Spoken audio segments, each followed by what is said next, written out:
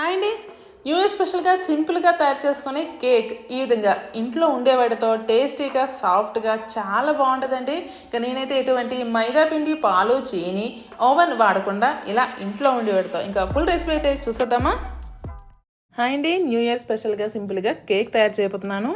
Orange fruit ఇంకా అలాగే dry fruits కాస్త ఎక్కువ వేసుకొని ఇంకా ఒక ఆరెంజ్ని అయితే కట్ చేసుకొని జ్యూసర్లో వేసుకొని జ్యూస్ అయితే ఇంకా తీసుకోవాలి. ఇక్కడ సరిపడేలా అండి. ఇంకైతే ఒక ఆరెంజ్ని అయితే తీసుకున్నాను, లేదా రెండైనా సరే ఇంకా అవసరం పడుతుంది కాబట్టి ఒక ఆరెంజ్ని అయితే ముందుగా అయితే రసాన్ని తీసుకున్నాను. ఒక ఆరెంజ్ పిండుకున్నాక ఈ విధంగా గ్లాస్కి ఆ మాత్రం వచ్చింది, పక్కన పెట్టేసుకున్నాను. ఇంకా అయితే ఒక కప్పు బెల్లం తురుము అయితే తీసుకున్నాను. ఇక్కడ కాస్త జిగిటి బెల్లం అంటారు కదా, ముద్ద బెల్లం అని.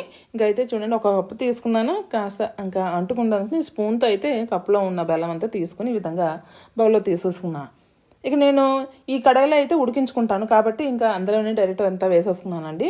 బెల్లం ఒక కప్పు, ఆరెంజ్ రసాన్ని అయితే వేసుకుంటున్నాను బెల్లం తురుములో. ఇక్కడ నీరు వేయకుండా ఆరెంజ్ రసంతో ఇక్కడ కాస్త లైట్గా ఉడికించుకోవాలండి. ఇంకా స్టవ్ పెడితే తొందరగా అయిపోతుంది. ఇన్స్టెంట్గా ఆరెంజ్ డ్రై ఫ్రూట్స్ కేక్. ఇక్కడ అన్ని రకాల డ్రై ఫ్రూట్స్ అయితే తీసుకున్నాను. అవి ఏంటంటే కిస్మిస్లు 2 రకాలు, జీడిపప్పు పిస్తా బాదం పప్పులు, గుమ్మడి కర్బూజా గింజలు 2 రకాలండి, వైట్ గ్రెయిన్, ఇంకా అలాగే టూటీ ఫ్రూటీ అన్ని కలర్స్ అయితే వేసుకున్నాను. అలాగే డేట్స్, ఖర్జూరం చిన్న ముక్కలుగా కట్ చేసుకోండి. అన్ని డ్రై ఫ్రూట్స్ అనేది ఇంకా కట్ చేసుకుని ప్లేట్లో పట్టేసుకోండి పక్కన.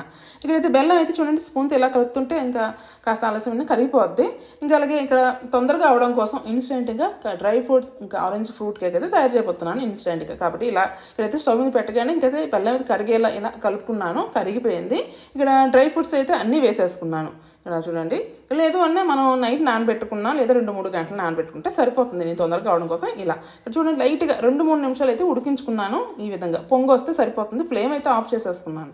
ఇక్కడ నైట్ మనం డ్రై ఫ్రూట్స్ ఇవన్నీ బెల్లం ఆరెంజ్ జ్యూస్లో ఇంకా నానబెట్టేసుకున్నా సరే ఇంకా చాలా తొందరగా అయిపోద్దండి తెల్లవారినప్పటికీ. ఇక్కడ నేనైతే ఇన్స్టెంట్గా తొందరగా అవడం కోసం ఈ విధంగా నేనైతే ఇంకా డైరెక్ట్ ఇంకా బెల్లాన్ని కరిగించుకొని డ్రై ఫ్రూట్స్ అనేది 2 నిమిషాలు అయితే ఉడికించుకొని ఈ విధంగా అయితే పక్కకు తీసేసుకున్నాను.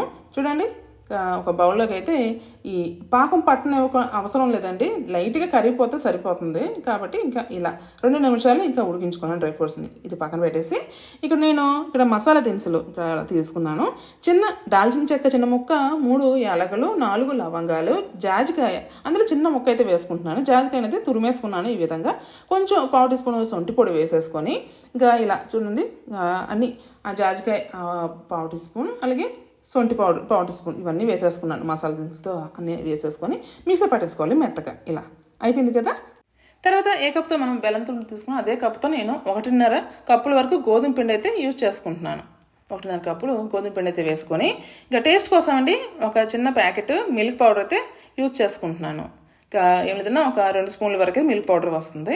ఇది వేసేసుకొని తర్వాత baking powder 1 teaspoon, 1/2 teaspoon వరకు బేకింగ్ సోడా, చిటికినంత ఉప్పు టేస్ట్ కోసం అంటే కొంచెం అయితే వేసేసుకొని మనం ముందు మిక్సీ పట్టుకున్న దాల్చిన చెక్క, యాలకులు, లవంగాలు, జాజికాయ, సొంటి పౌడర్ ఇవన్నీ మెత్తగా మిక్సీ పట్టుకున్న పౌడర్ అంతా వేసేసుకొని ఒకసారి పిండి అంతా జల్లించేసుకోవాలి. ఈ విధంగా ఇక్కడ ఇంట్లో ఉండే వాటితో అండి ఈ విధంగా జల్లెడతో అయితే పిండి అయితే జల్లించుకుంటున్నాను. ఇంకా వేరేదైతే ఏం లేదు. ఇంకా ఇలా సింపుల్గా తయారు చేసుకుంటున్నాను. ఇంకా ఈ పిండి అంతాను ఇప్పుడు మనం బెల్లం కరిగించుకున్నాం కదా, డ్రై ఫ్రూట్స్ అన్నీ వేసుకొని ఉడికించుకునేవి దాంట్లోకి అయితే పిండి అంతా వేసేసుకుంటున్నాను.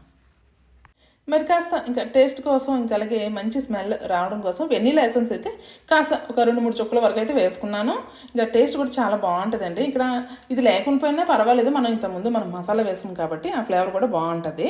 ఇక్కడ కాస్త 1/2 కప్పు వరకు ఇక్కడ నేను ఫ్లేవర్ లేని ఆయిల్ అయితే వేసుకున్నాను. పిండి ఆయిల్ అంత బాగా కలిసిలో ఒకసారి బాగా కలిపేసుకొని ఇంకా తర్వాత ఒక 1/2 టీ స్పూన్ వరకు కొంచెం ఆరెంజ్ తొక్కండి తురుముకుంది వేసుకున్నాను.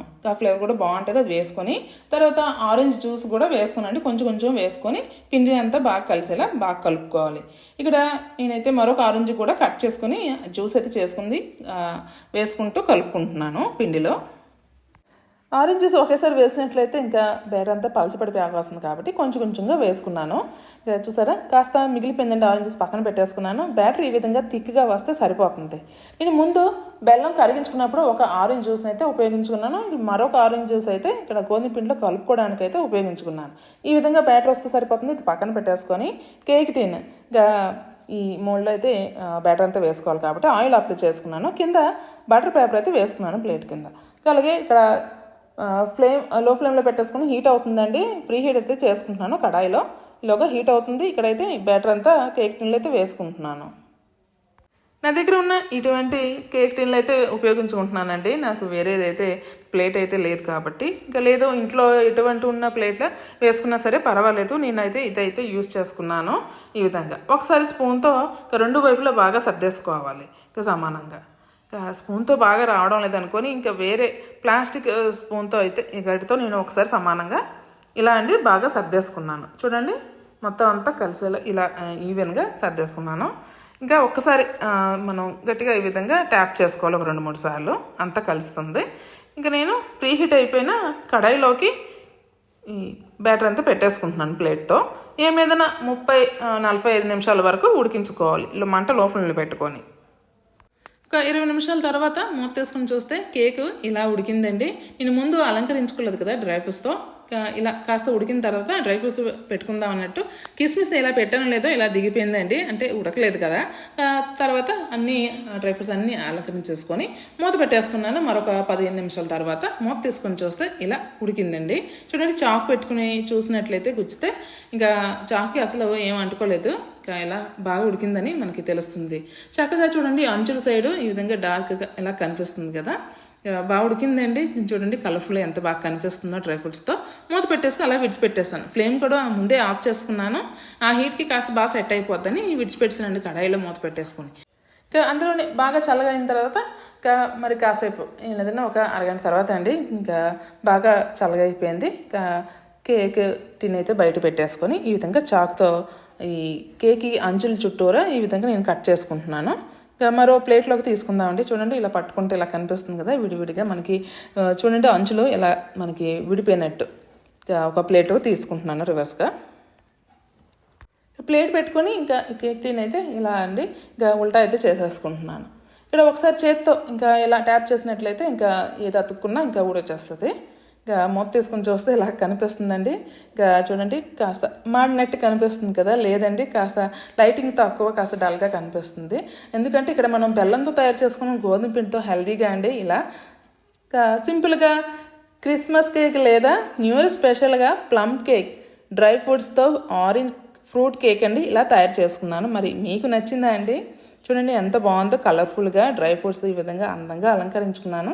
ఇంట్లో ఉండే వాటితో అండి. చెర్రీస్ అయితే ఒక 2-3 ఉంటాయి కాబట్టి ఈ విధంగా పైన అలంకరించుకున్నా. ఇక్కడ మీకు ఈ లైటింగ్లో కనిపిస్తుంది లేదండి కాస్త డార్క్గా ఇలా వచ్చింది అన్నట్టు. అంటే కాస్త నైట్లో వీడియో అయితే ప్రిపేర్ చేస్తున్నాను కాబట్టి ఈ విధంగా కనిపిస్తుంది.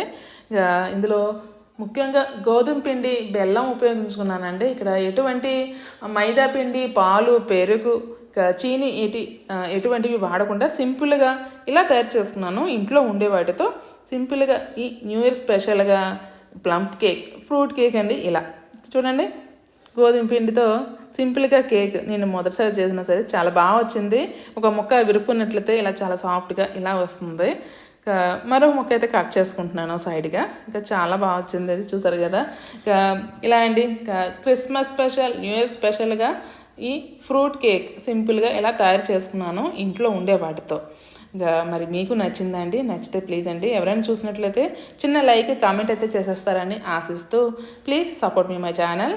ఇంకా ఇలా అండి ఇంకా నచ్చితే ప్లీజ్ లైక్, షేర్, సబ్స్క్రైబ్ చేయలేరు నా ఛానల్ని ప్లీజ్. ఇంకా మళ్ళీ నెక్స్ట్ వీడియోలో కలుద్దాం. అంతవరకు సెలవు మరి.